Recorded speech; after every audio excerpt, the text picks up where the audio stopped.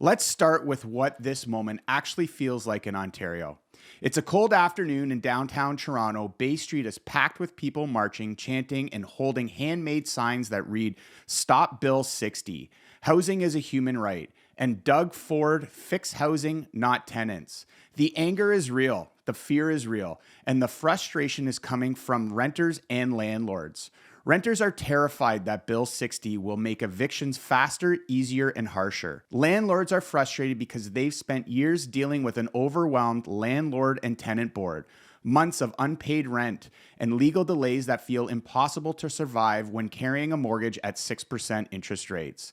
This bill, the Fighting Delays Building Faster Act 2025, don't just land quietly. It dropped like a shockwave through an already stressed, already tensed housing system. But here's the thing, behind all the emotion, behind the signs and shouting, there's another equally important part of this story, the numbers.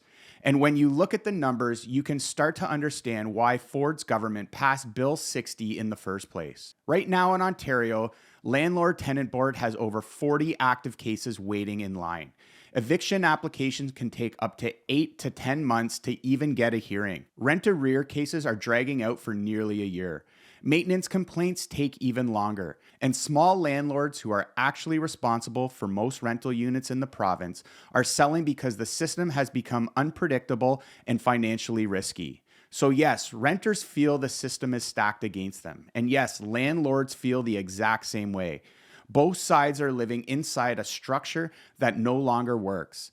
And that's exactly why Bill 60 was introduced. The government says it will speed things up, reduce backlogs, and create confidence in the rental market. But depending on who you ask, Bill 60 is either a necessary reset to a broken eviction and hearing process, or a dangerous rollback of tenant rights that will put the most vulnerable at risk.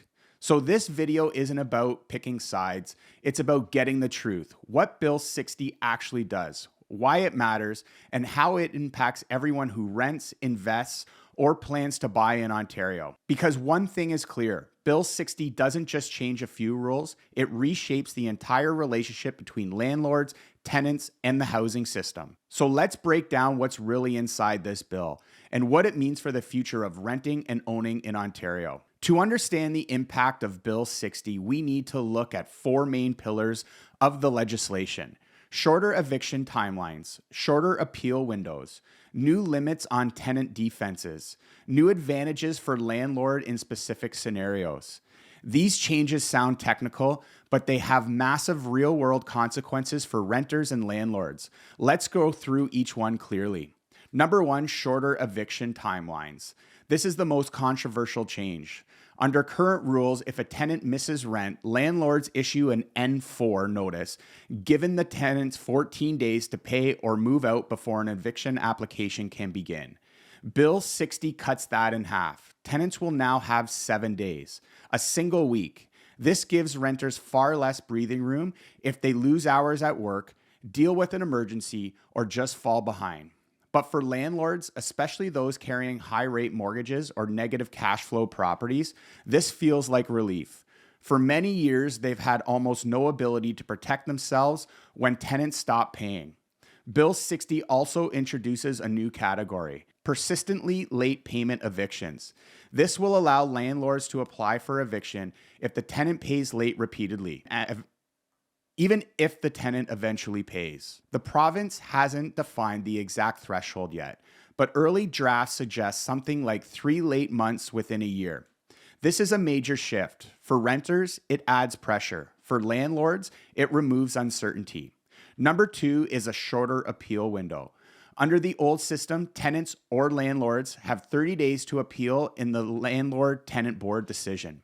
Bill 60 cuts this to 15 days. That means half as much time to find legal help, half as much time to gather documents, half as much time to understand the decision. And many low-income renters rely on legal clinics that are already overwhelmed. With only 15 days, people will fall through the cracks. Supporters say the changes eliminate stalling tactics. Critics say it increases wrongful evictions. The truth? Both are probably correct. Number three, limits on tenant defenses. This is one of the most dramatic rule changes and one of the most that people don't know about. Under Bill 60, tenants facing eviction for unpaid rents cannot raise maintenance issues like mold, heating, pests, leaking pipes, unless they pay 50% of the outstanding rent first. For example, if a tenant owes $6,000, they must pay $3,000 before they are allowed to argue that the landlord didn't maintain the unit. This creates a huge barrier, especially for low-income renters. The government argues this prevents tenants from using bad faith delay tactics. Advocates argue it silences legitimate complaints. Again, both perspectives have some truth. Number 4, changes to the landlord own use eviction. This is a sleeper change with big implications. Before Bill 60, if a landlord wanted to evict a tenant because they or a family member wanted to move in, they had to pay the tenant 1 month's rent in compensation. Under Bill 60, if a landlord provides 120 days notice, they can avoid paying the compensation. This, it makes own use evictions cheaper for landlords, removes a small but meaningful safety net for tenants, may increase turnover in tight markets. So what's the government trying to fix? The official timeline from the province is the landlord tenant board is too slow. The process is being abused.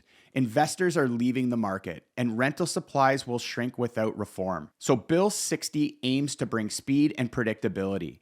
And to be fair, the landlord tenant board backlog has become unsustainable. The system was not working for landlords or renters. But here's the trade-off. Every change designed to speed up a system makes renting less secure. And every change that protects landlords also creates new risk for tenants. Impact on renters.